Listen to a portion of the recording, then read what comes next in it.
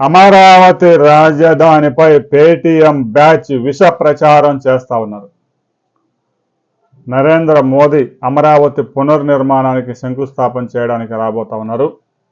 అమరావతి రాజధానిని దేశానికి రెండో రాజధానిగా చేయబోతా ఉన్నారు అని విషప్రచారం చేస్తా ఉన్నారు.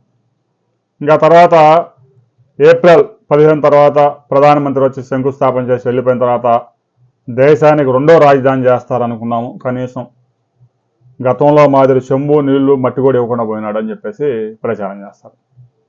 ఇప్పటికే ఢిల్లీలో జనాభా 3 కోట్ల దాటిపోయారు. 3,30,00,000 దాకా ఉన్నారు. దేశంలోనే ప్రపంచంలోనే అత్యధిక జనాభా కలిగిన అతి పెద్ద 3 నగరాల్లో ఢిల్లీ కూడా చేరింది. 2 అంతర్జాతీయ విమానాశ్రయాలు ఉన్నా కూడా చాలడం లేదు. 176 కిలోమీటర్ల మెట్రో రైలు ఉన్నా కూడా జనానికి ట్రాఫిక్ ఇబ్బందులు తప్పడం లేదు. దీంతో దేశ రాజధానిలో నివాసానికి యోగ్యం కావడం లేదు. ఇక పంజాబ్ హర్యానాలో గోధుమ పంట హార్వెస్ట్ చేశారంటే ఇక ఢిల్లీ ప్రజలకు చుక్కలే.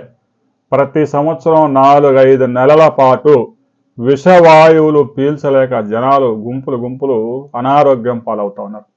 అందుకే దేశానికి రెండో రాజధానిగా అమరావతి చేయబోతా ఉన్నారంటూ ప్రచారం చేస్తున్నారు. ఈ ప్రచారాన్ని ఎవరూ నమ్మవద్దు.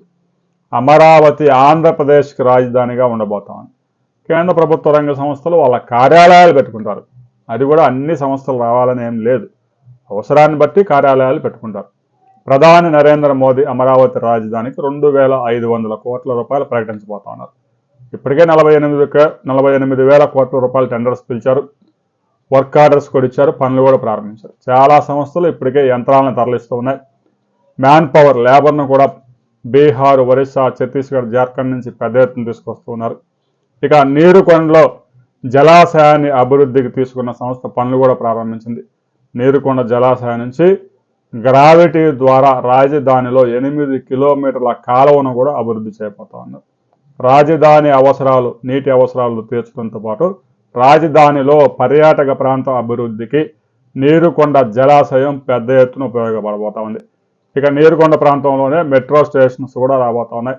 రాబోయే కొద్ది రోజుల్లోనే విజయవాడలో కూడా మెట్రోకి టెండర్స్ కాల్ చేయబోతా ఉన్నారు. విశాఖపట్నంలో మే నెలలో మెట్రోకి టెండర్స్ కాల్ చేస్తున్నారు. ఇక విజయవాడలో కూడా జూన్లో టెండర్స్ కాల్ చేయబోతున్నారు. ఇప్పటికే డిపిఆర్ సిద్ధం చేయడానికి 50 లక్షల రూపాయలు రిలీజ్ చేశారు. రాబోయే కొద్ది రోజుల్లో అమరావతిలో ఒక ప్రముఖ సంస్థకి శంకుస్థాపన జరగబోతా ఉంది.